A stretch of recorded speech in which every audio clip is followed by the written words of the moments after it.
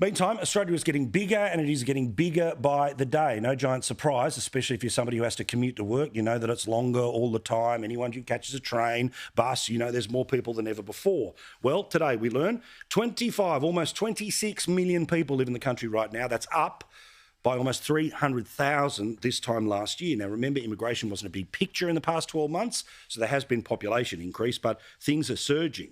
And I tell you where people are going. They're going to Queensland. Almost 2 to 1 on every other state. The state that is growing the fastest, the biggest at the moment, is Queensland, as people have been moving from other parts of the country and they take their politics with them. It's no surprise that during the pandemic, when places like Victoria and New South Wales were locked down, that the population of Queensland explodes, particularly in the most urbanised areas, and the Greens vote has gone up as well. So while we've seen things like people moving from California to Florida, the numbers are not big enough to start to tip politics.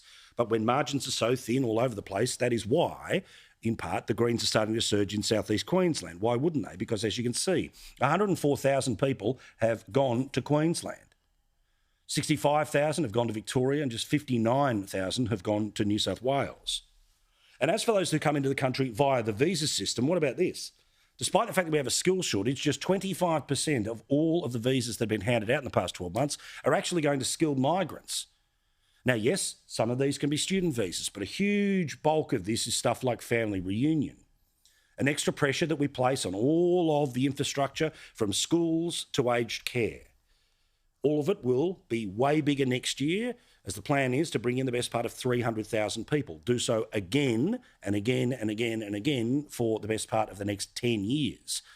Easily, more than 1 million people will turn up to this country in the next 5 years.